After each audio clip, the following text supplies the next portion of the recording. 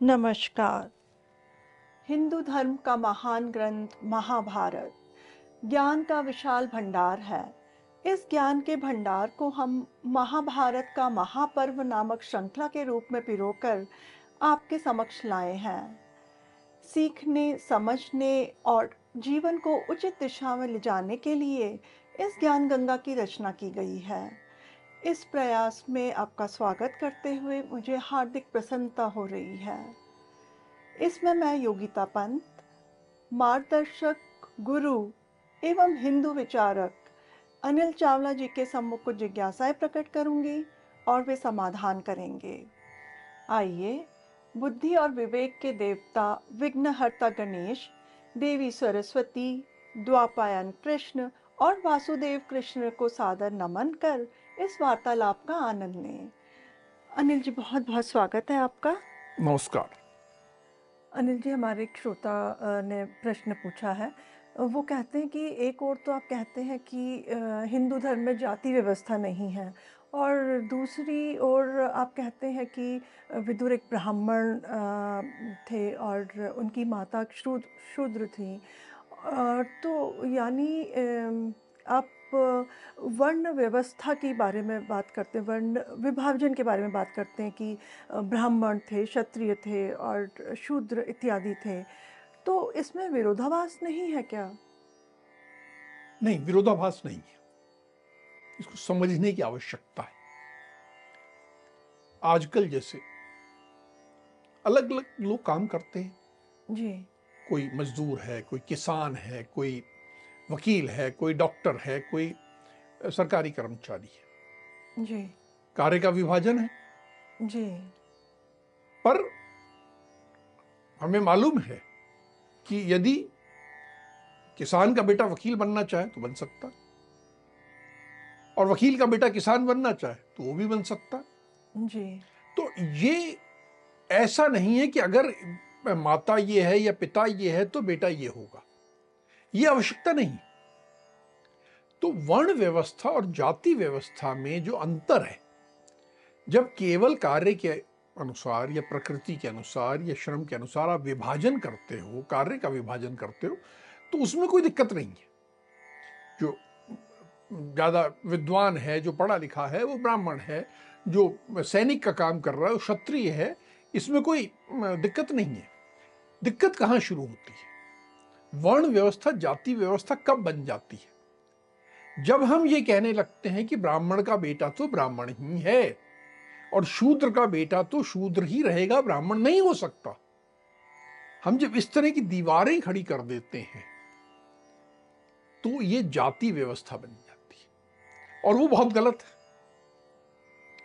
तो हिंदू धर्म में जो वर्ण व्यवस्था है उसको जाति व्यवस्था के रूप में विकृत रूप दिया गया है।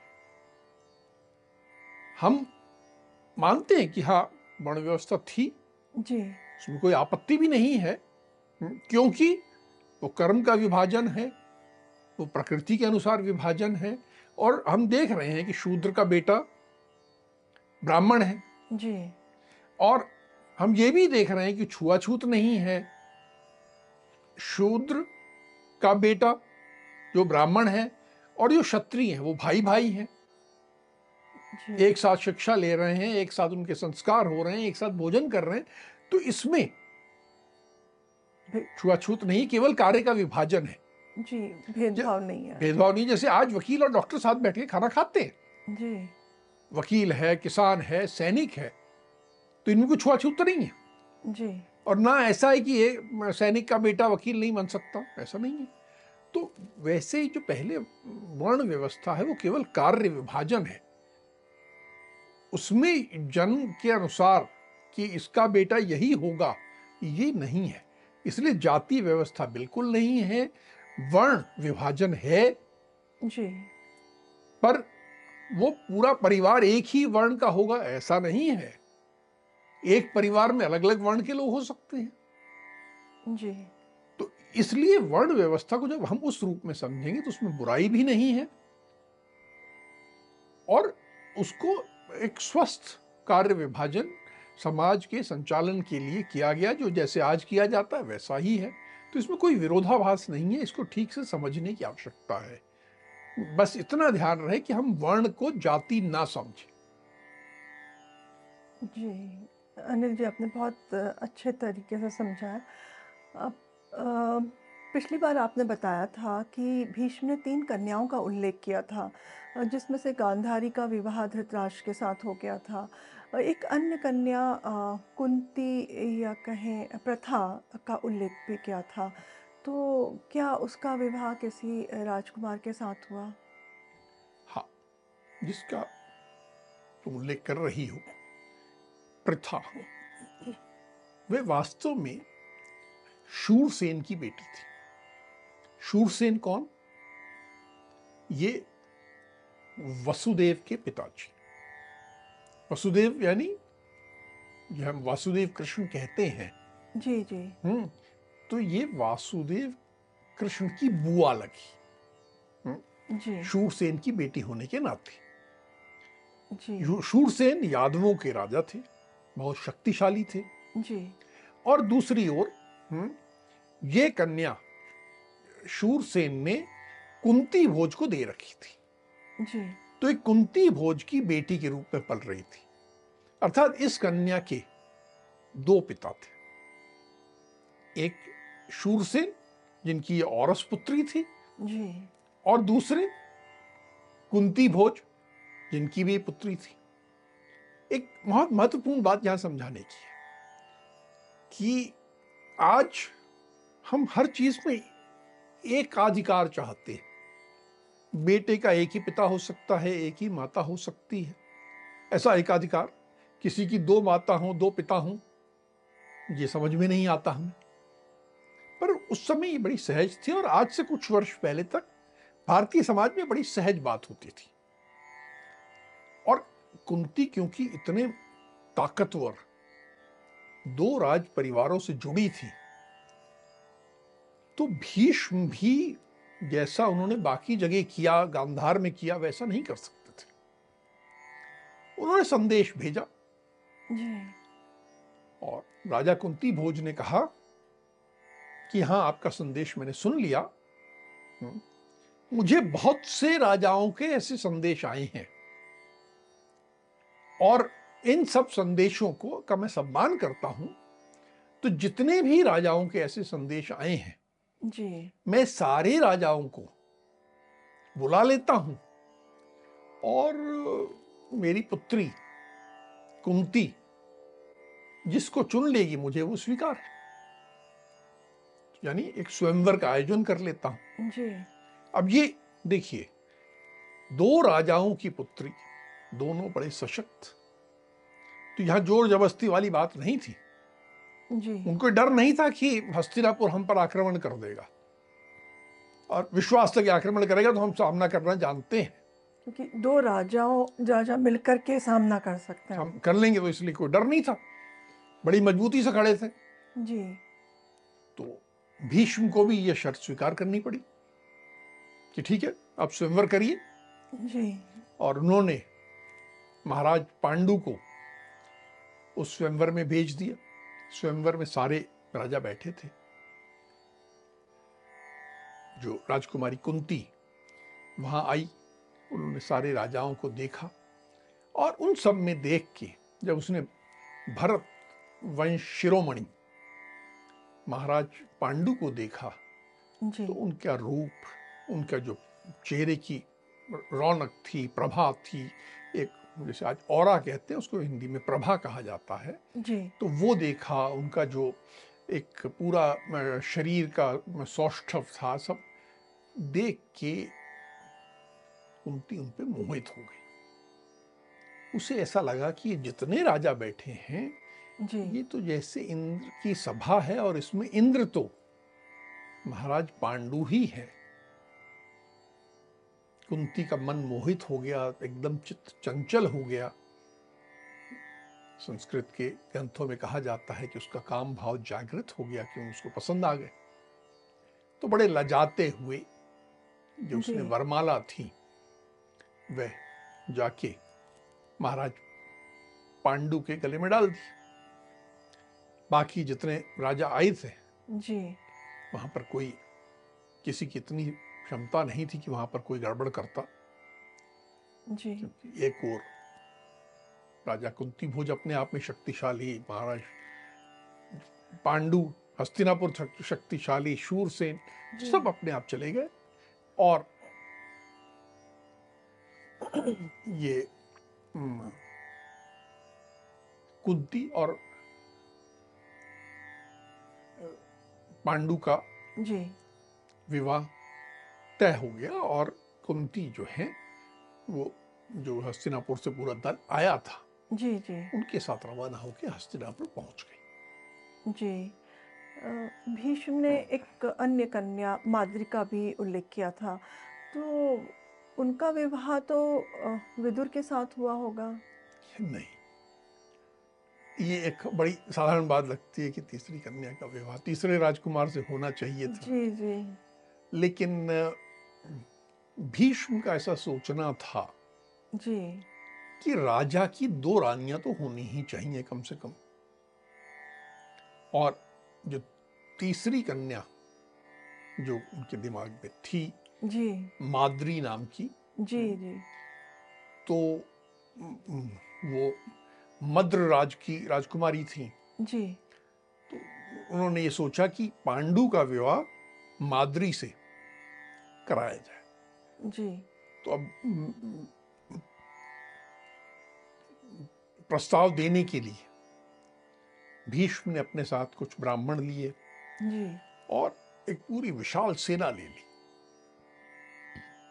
विशाल सेना लेके जब आदमी प्रस्ताव लेने जाता है जी तो स्वाभाविक है कि बहुत सौहार्द वाली बात नहीं होती, कुछ डराने वाली बात तो होती है। जी जी तो मद्र राज की राजधानी में पहुंचे। मद्र नरेश को जी सूचना मिल गई कि सेना आ रही है, तो जी वे अगवानी के लिए नगर से बाहर आए। जी उन्होंने बड़ा सम्मान किया, उनका पूजन किया, स्वागत किया, सब करके सब तरह से सत्कार करके अंदर अपने नगर में ले आए, महल में ले आए। वहाँ उनको आसन दिया, अर्घ्य इत्यादि जो उस समय की परंपरा थी उसके हिसाब से उनको सब करके जी फिर पूछा कि आप लोग आए हैं, आपका प्रयोजन क्या है, जी किस उद्देश्य से आए हैं, मैं आपकी क्या सेवा कर सकता हूं। जी तो भीष्म ने कहा कि तुम्हारी एक यशस्विनी बहन है, उसका नाम माद्री है। हमने सुना है कि बड़े साधु स्वभाव की है, बड़े अच्छे स्वभाव की है, हर तरह से रूप से यौवन से हर तरह से संपन्न है। हम महाराज पांडु के लिए उसका वरण करने के लिए आए हैं। जी तुम और तुम्हारा परिवार हमारे परिवार से संबंध करने के लिए सर्वथा योग्य है, जी और हमारा परिवार भी तुम्हारे से संबंध करने के लिए जी सर्वथा योग्य है। तो तुम इस विषय पे विचार कर लो और विचार करके हमें अपनाओ। जी मद्र राज जो थे वे भी शक्तिशाली राजा थे, गांधार जैसे कमजोर नहीं थे। जी उन्होंने कहा कि देखिए, आपने जो बात कही है बहुत अच्छी बात है, मैं अगर चिराग लेके ढूंढे निकलूं जी तो भी मुझे महाराज पांडु जैसा अच्छा वर तो मिल ही नहीं सकता, इसमें कोई शंका नहीं है। जी बहुत अच्छा प्रस्ताव है, लेकिन हमारे कुल में हम मुझसे पूर्व जो राजा हुए हैं जी उन्होंने एक परंपरा स्थापित कर रखी है। वो परंपरा आप भी जानते हैं। वह परंपरा ये है कि हम शुल्क लेके कन्या देते हैं। यदि आप उस परंपरा का पालन करने को तैयार है जी तो हमें कोई आपत्ति नहीं है,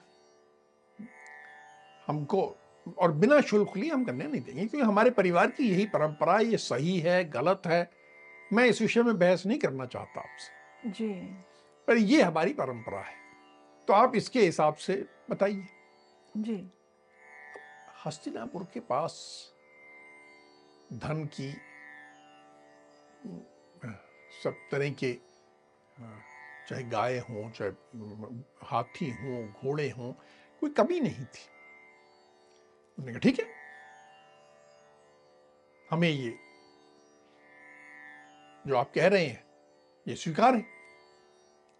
तो शुल्क के रूप में बहुत सारा, बहुत धन, स्वर्ण, रत्न, हाथी, घोड़े, मूंगे, मोती इत्यादि बहुत सारी मणि, सब सारी सामग्री जी दे दी गई। और मद्र नरेश ने भी अपनी बहन माद्री को भीष्म को सौंप दिया। और फिर भीष्म माद्री को लेके हस्तिनापुर आ गए जी कि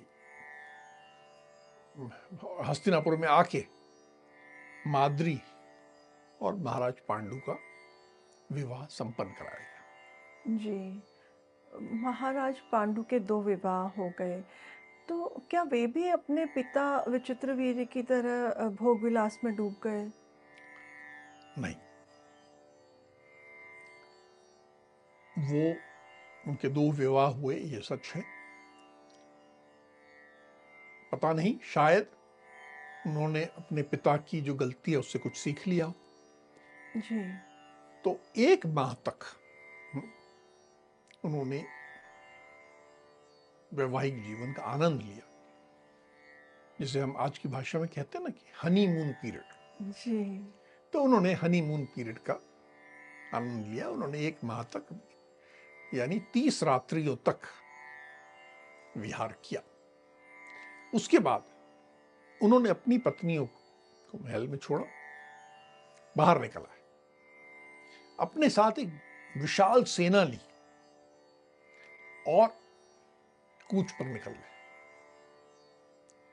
एक आर्मी कैंपेन, मिलिट्री कैंपेन जिसे कहते हैं, जी पूरी सेना के साथ, पूरे दल बल के साथ, सब अपने बड़ों का आशीर्वाद लिया। पहले भीष्म का, राजमाता सत्यवती का, सबका आशीर्वाद लेके वे निकल गए कि हमारे कुरु वंश के शत्रु कौन कौन है, जी उन सब का मैं सामना करूंगा। उनको, उनका दर्प तोड़ के, उनका जो घमंड है उसको तोड़ के, जी और मैं विजय प्राप्त करके लौटूंगा। तो राजा का ये कार्य होता है, उसका जो व्यवस्था थी उसमें कार्य था। तो जी अपने कार्य में जुट गए और बड़ी सेना लेके निकले। सक्षम थे, बहादुर थे, सेना भी सक्षम थी। इतने समय से भीष्म ने सेना को बहुत मजबूत बनाया था। तो ये लेके सबसे पहले मगध की ओर गए। जी वहां मगधराज दीर्घ उनके हाथों मारा गया। जी उसके बाद उन्होंने मिथिला पर हमला किया और वहां पर विदेह वंशी क्षत्रियों को परास्त किया। जी इसके बाद वो अनेक राजाओं से उन्होंने युद्ध किया। राजाओं को कई राजाओं ने बिना युद्ध किए उनको धन इत्यादि देकर संतुष्ट किया। तो इस तरह एक बड़ा, एक इन्होंने जो अपना क्षेत्र में घूमते हुए, राजाओं को परास्त करते हुए, अपना विजय की पताका फहराते हुए जी अनेक राजाओं ने तो उनके आने की सूचना सुन के गए, हाथ जोड़ के अपना मस्तक उनके चरणों में रख दिया जी और बोला आपको क्या भेंट दूं मैं।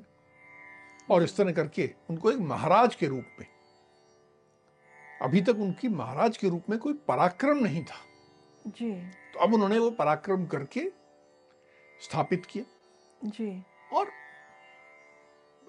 इस तरह बहुत सारा धन एकत्र किया। जी किसी ने हाथी दिए, किसी ने घोड़े दिए, किसी ने कुछ रथ दिए, किसी ने गायें दी, किसी ने ऊंट दिए, किसी ने भेड़ दी। जी रत्न, स्वर्ण, तरह तरह के ऐसा धन जो उस काल में था। जी जी देखिए उस समय पेपर करेंसी नहीं थी, यही सब धन था। जी जी जी ये सब धन लेके वे हस्तिनापुर लौटे। जी जब हस्तिनापुर लौटे जी तो भीष्म ने अत्यंत प्रसन्नता से उनका स्वागत किया। जी उन्होंने भी भीष्म के चरणों में प्रणाम किया और नगर के बाकी लोगों को भी यथा योग्य सम्मान देते हुए सबको प्रणाम किया। जी अनिल जी, जब वो विजय होके लौटे पांडु, तो बहुत सारा धन लेकर के अपने साथ वापस आए। उसके बाद उन्होंने क्या किया? को पांडु बहुत सारा धन लेके आए, जी बहुत धन था। उन्होंने वो धन भीष्म, अपनी माता जी अंबिका और अंबालिका जी को दे दिया। साथ में कुछ धन भ्राता विदुर को दिया, जी बहुत सारा धन धृतराष्ट्र को दिया जी और उनके बाकी जितने सुहृदय थे, यानी मित्र थे, रिश्तेदार थे, संबंधी थे, सबको बहुत धन दिया। जी उनको जैसे उस धन से ऐसे कुछ लगाव नहीं था। उन्होंने धन ले आए जी और ये मेरे को धन मुझे चिपका के रखना, ऐसा नहीं था। सबको बांट दिया उन्होंने। बांटा और जब सब धन बंट गया, जी उसके बाद उन्होंने कहा कि देखो, राजकार्य तो भीष्म देख ही रहे हैं जी और कुछ धृतराष्ट्र देख लेंगे, जी तो इनको राजकार्य सौंप दिया।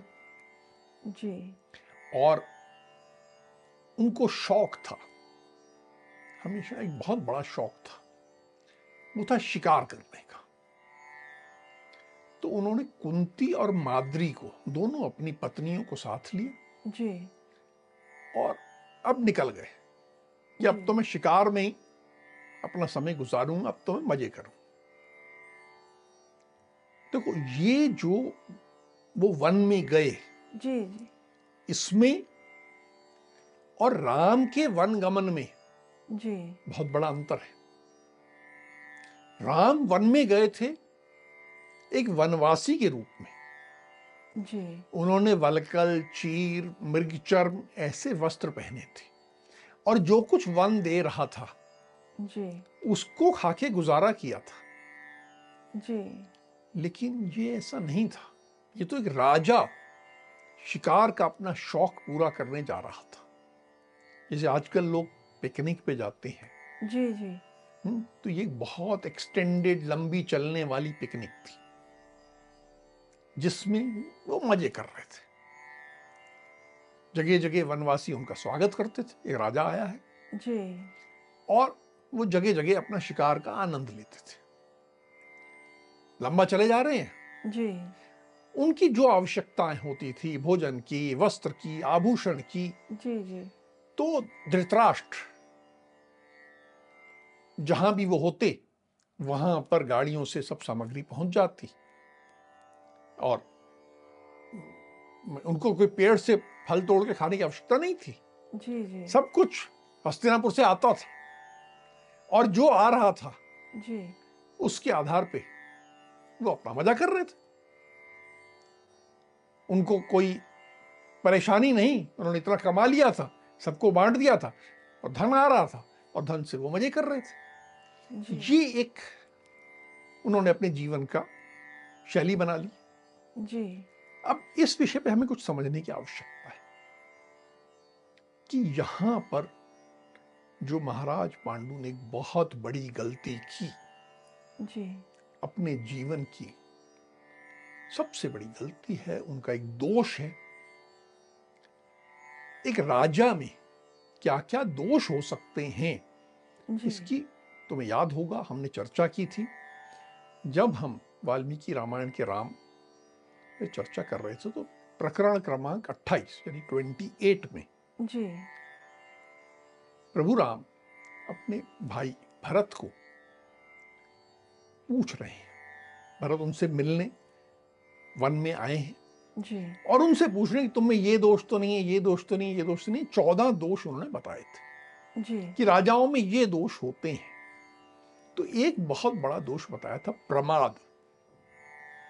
प्रमाद का मतलब होता है, दो मतलब माने जाते हैं। जी एक होता है नशा, मद में आ जाना, और जी दूसरा होता है लापरवाही। शिकार का भी एक नशा होता है और उसके साथ लापरवाही है। आपकी जो राजकीय कार्य है, जी जो आपका दायित्व है, उसको छोड़कर आप अपना शौक पूरा कर रहे हैं, तो आप राजा नहीं रह सकते लंबे समय तक। जी ये बहुत बड़ा दोष है। इससे ऐसी कमजोरी आएगी, इससे जो दिक्कतें आएंगी, जो संघर्ष पैदा होगा, जी वो बहुत मुश्किल होगी। और ऐसा ही हुआ।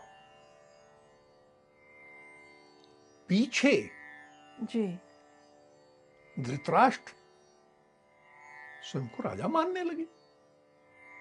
उनके लिए बहुत आसान था जी कि कुछ बैलगाड़ियां भर के सामान पांडु को भेज दो, जी राजा तो मैं हूं।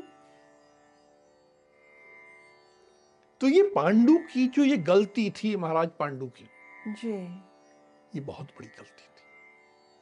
तुमने पहले पूछा कि अपने पिता विचित्र वीर जैसी जी उन्होंने गलती तो नहीं की। जी हाँ, अब मैं उसका उत्तर दूंगा कि हाँ, ठीक वैसी ही गलती है ये। वो एक प्रमाद में डूबे थे। जी वो प्रमाद था मैथुन का। अपनी पत्नियों के साथ वो डूब गए थे, मौज मस्ती में वो भी डूबे थे और ये भी मौज मस्ती में डूबे हैं। दोनों प्रमाद है, दोनों लापरवाही है और दोनों गलत है। स्वरूप बदल गया है, जी लेकिन महाराज पांडु में भी वही दोष है। दोनों ने अपनी जिम्मेदारी का निर्वहन नहीं किया। ठीक बात है। और आज के संदर्भ में हम देखें जी तो मैं कई बार देखता हूं, बहुत बड़ी कंपनी का, बहुत बड़े बिजनेस एम्पायर का जब एक दूसरा जो उत्तराधिकारी होता है, जब वो चार्ज टेक ओवर करता है, सेकंड जनरेशन का है। सेकेंड जनरेशन कहें, तो वो चार्ज टेक ओवर करता है, जी तो कुछ समय काम करेगा, फिर उसे शौक आएगा जी मुझे तो वर्ल्ड टूर में जाना है। जैसे ये वन के भ्रमण कर रहे थे शिकार करने के लिए, जी आज उसका स्वरूप हो गया मैं वर्ल्ड टूर पे जा रहा हूं। कंपनी से पैसा निकाला जा रहा है जी जी और ये वर्ल्ड टूर में घूम रहे हैं, यहां घूमा, मैं वहां घूमा, वहां बहुत मजा आया, वहां बहुत मजा आया। जी तो ये जो है प्रमाद, आज भी, चाहे वो कोई बिजनेस हो, चाहे वो कोई संगठन हो, उसमें जो सर्वोच्च पद पे बैठा व्यक्ति है वो लापरवाही करने लगे, अपने शौक पूरे करने लगे, जी तो बर्बादी की ओर, विनाश की ओर बढ़ने वाले कदम होते हैं।